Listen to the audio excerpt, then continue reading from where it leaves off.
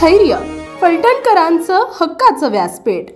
फलटण येथील संस्थानकालीन पुरातन ऐतिहासिक श्रीराम मंदिरात बुधवार दिनांक 17 एप्रिल रोजी परंपरेनुसार रामजन्मोत्सव आणि रामनवमी कार्यक्रम धार्मिक वातावरणात मोठ्या उत्साहात साजरा करण्यात आला।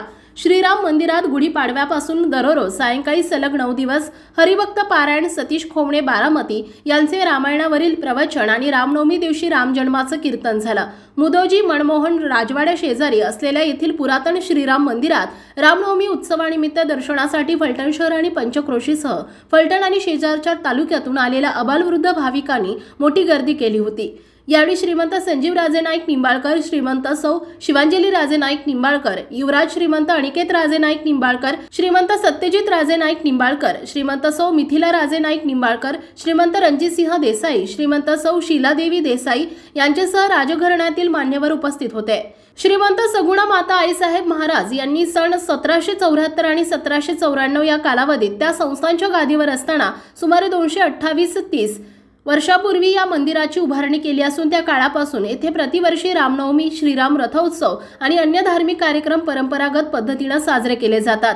श्रीराम नवमी उत्सवानिमित्त मानकरी वेलणकर कुटुंबातील प्रथमेश अतुल वेलणकर आणि मान्यवरांनी मुदोजी मनमोहन राजवाड्यातील राजघराण्याच्या देवघरातील प्रभू श्रीरामाची मूर्ती आणून मंदिरात प्रभू श्रीराम सीता मातेला भेटवल्यानंतर श्रीमंत संजीव राजे नाईक निंबाळकर आणि श्रीमंत सौ शिवांजली राजे नाईक निंबाळकर, युवराज श्रीमंत अनिकेत राजे नाईक निंबाळकर, श्रीमंत सत्यजित राजे नाईक निंबाळकर यांच्याकडे सुपूर्द केले।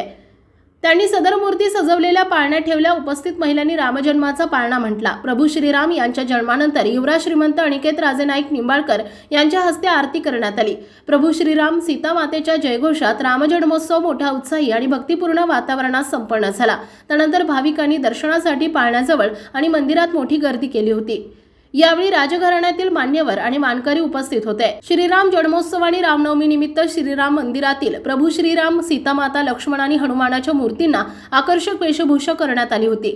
संपूर्ण सागवानी आणि उत्तम नक्षीकाम केलेल्या श्रीराम मंदिराच्या गाभाऱ्यात विद्युत रोषणाई, फुलांच्या माळा आणि मखमली पडदे लावून सुशोभीकरण करण्यात आले होते। मंदिर आणि परिसरात फुलांच्या माळा लावून विद्युत रोषणाई करण्यात आली होती। श्रीराम जन्मोत्सव आणि रामनवमी निमित्त मंदिर परिसरात मंडप उभारण्यात आला असून मंदिराचे दोन्ही मुख्य दरवाजे उघडण्यात आल्यानं प्रचंड गर्दी असूनही भाविकांना आत येण्यास आणि बाहेर पडण्यास सोयीस्कर मार्ग उपलब्ध झाले।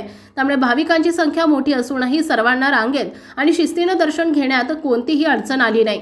राम जन्मोत्सवानंतर उपस्थित भाविकांना सुंठवडा प्रसाद म्हणून वितरित करण्यात आला। मंदिरातील मुख्य कार्यक्रमानंतर मुदोजी मनमोहन राजवाड्यातील राजघराण्याच्या देवघरात प्रभू श्रीरामाची मूर्ती तेथे उपस्थित असलेल्या महिलांनी मोठ्या भक्तिभावानं आपल्या ओट्यात घेतली आणि आपली मनोकामना पूर्ण व्हावी यासाठी प्रभू श्रीरामाला साकडे घातले। दरम्यान मंदिराबाहेर विविध विक्रेत्यांनी पान, फूल आणि पूजा साहित्य, मेवा, मिठाईचे स्टॉल लावले होते। सकाळपासूनच श्रीरामाच्या दर्शनासाठी भाविकांनी मोठी गर्दी केली होती। गर्दीच्या नियंत्रणासाठी पोलीस यंत्रणेने मंदिर परिसरात बॅरिगेड्स उभारून मंदिराकडे दुचाकी आणि चारचाकी वाहनांना प्रतिबंध केल्यानं आणि गर्दीवर योग्य नियंत्रण ठेवण्यासाठी पोलीस सतर्क राहिल्यानं भाविकांना शांततेत दर्शन घेता आलं। राम जन्मोत्सवानंतर रात्री उशिरापर्यंत फलटण शहर आणि परिसरातील अबालवृद्धांनी प्रभू श्रीराम, सीतामाता, लक्ष्मण आणि हनुमानांच्या दर्शनासाठी मोठी गर्दी केली होती। फलटण नगर परिषद आणि नाईक निंबाळकर देवस्थान ट्रस्ट यांच्या वतीने या उत्सवासाठी विविध सुविधा भाविकांना उपलब्ध करून देण्यात आल्या आहेत।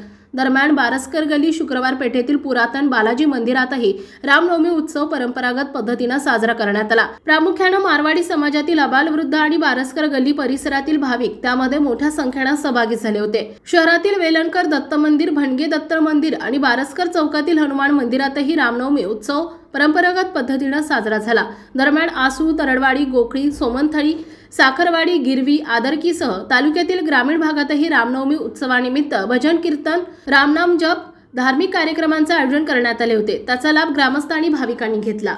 आपल्या परिसरातील ताज्या आणि महत्त्वाच्या बातम्या पाहण्यासाठी स्थैर्य न्यूज चॅनलला YouTube वर सबस्क्राइब करा आणि बेल आयकॉन प्रेस करा।